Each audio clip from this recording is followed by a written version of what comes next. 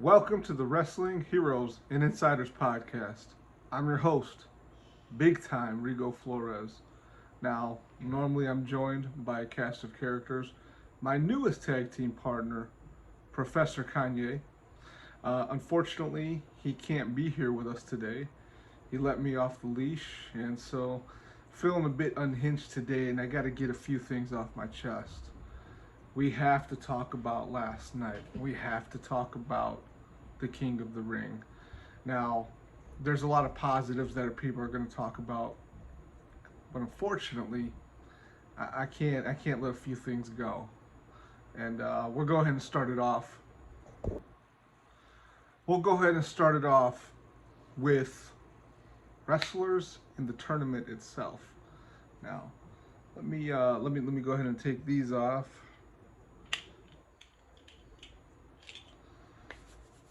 and dive right in. Okay, so we have wrestlers that knew they were going to lose, and we figured they were going to lose. But for some reason, they had to have a reason to lose, and it was a pre-existing injury.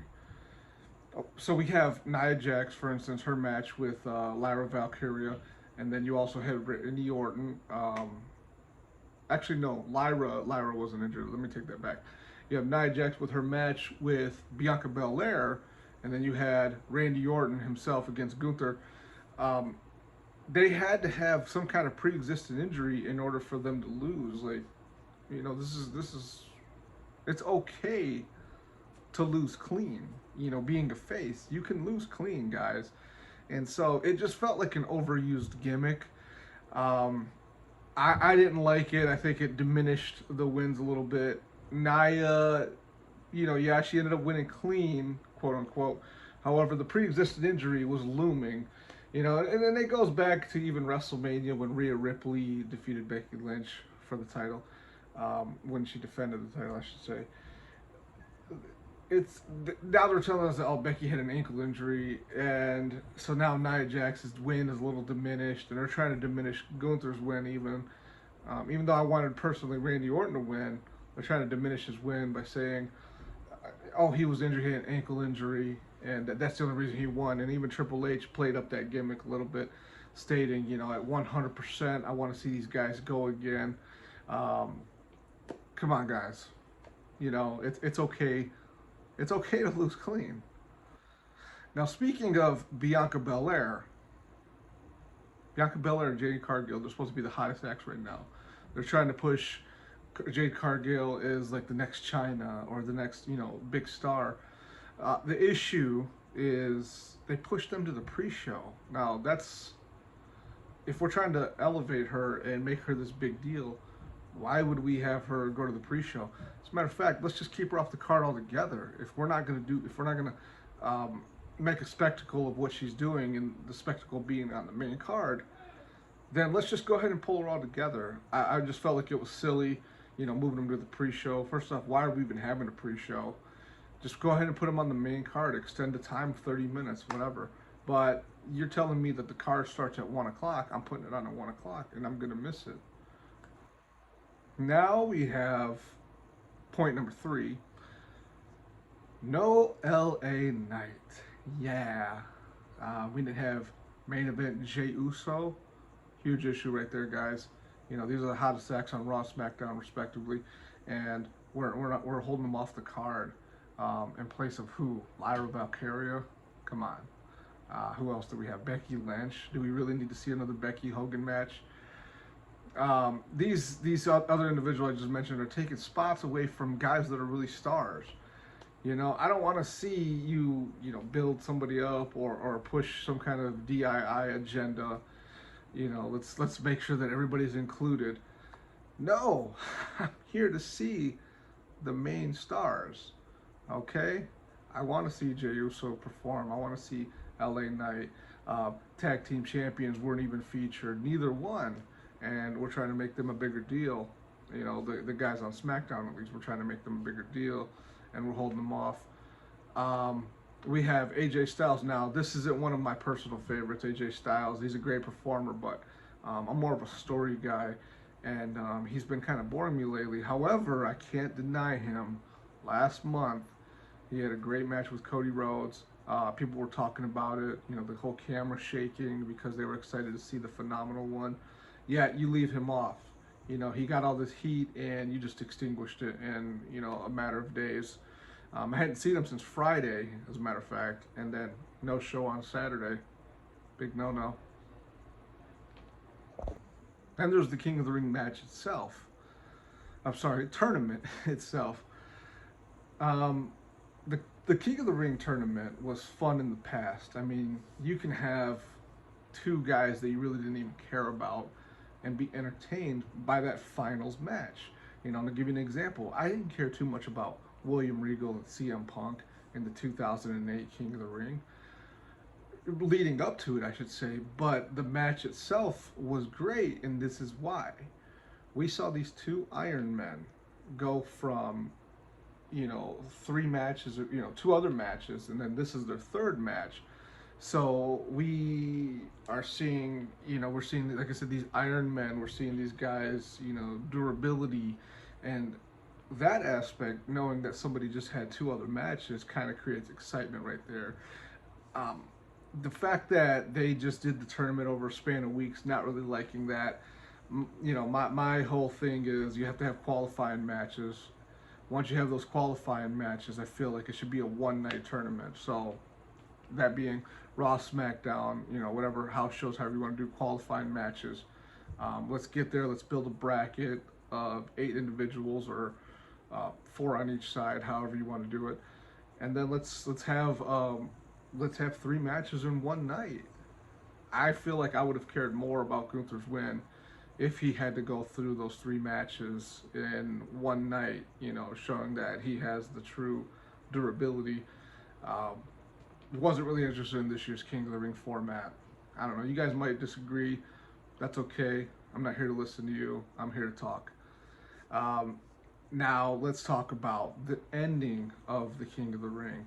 Triple H standing in the ring, giving Nia Jax her crown, giving Gunther his crown. That's so cheesy, guys. It's played out. Triple H does this with the championships in the back. Cool, that's a cool shot for Twitter. But do we really need to see him in the ring like he's Dana White handing over crowns to these people? And then you got Nia Jax breaking down, hugging Triple H. Come on, guys. We just presented her as this monster heel who dominated her opponent, and she's over here hugging and crying with Triple H. That was a bit ridiculous.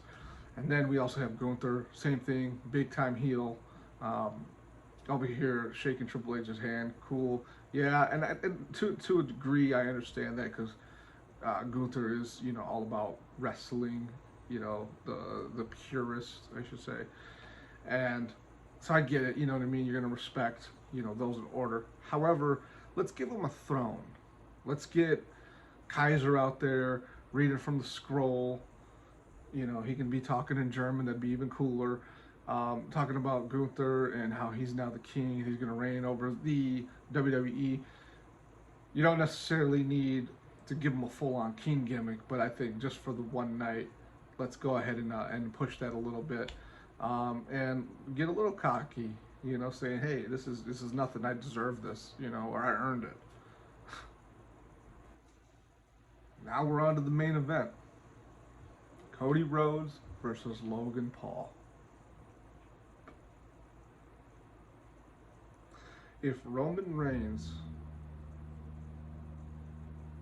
is big fight feel, meaning his matches felt like a big time event, then Cody Rhodes is the antithesis of that.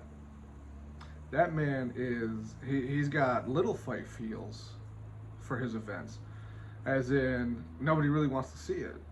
Respectfully, I love Cody Rhodes. Great entrance, great wrestler. Glad he won the title. However, all of his matches just don't seem like that big of a deal. Cody Rhodes so bad wants to be a workhorse champion that he's diminishing his star. He's diminishing it because he's overexposed. Roman Reigns, on the other hand, everybody was like, "Oh, we need to see Roman. We're so angry he's not a defending champion," but yet he did numbers when he came in, and they were some I wouldn't say they're the best quality matches. Okay, he could have worked on that a little bit because it felt like cookie cutter. Um, but it drew in eyes. You know, I wanted to see Roman Reigns versus Jey Uso. I wanted to see Roman Reigns versus Cody Rhodes. You know, I wanted to see Roman Reigns wrestle at the Royal Rumble in a fatal four-way match. Um, I don't care who Cody Rhodes wrestles. I don't. You finished your story. Now what? There's no credible threats. You know, when Hogan had the title, and this is before my time, but when Hogan had the title, and I go back and look, he was taking on these big opponents. Like, you know, you had Andre the Giant, you had, God, I'm terrible at this. I'm lost. King Kong Bundy, jeez. See, I said it was before my time. Then you got John Cena, who's facing Umagas and Great Khali's, and yes, they're going, you know, they're going to face smaller guys, and they did face smaller guys than them. That are also memorable matches, but does Cody Rhodes have anybody currently that you look at and say, man, this guy could really kick Cody Rhodes' ass, or does he have a track record that says, yeah, they could really beat Cody Rhodes? AJ Styles 10 years ago, absolutely. AJ Styles 2024, no. No. Randy Orton, you know, they were going to build him up to be Cody Rhodes' next opponent, so I'm hearing. But even that's out now. You know, not because he lost to Gunther, but because of the injuries. Like, his back isn't going to hold up.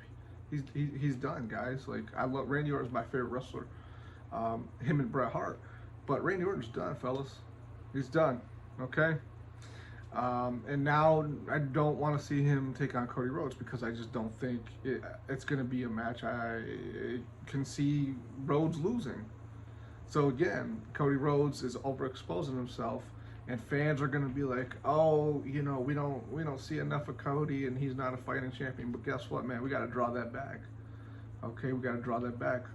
Quality over quantity. You'll understand someday.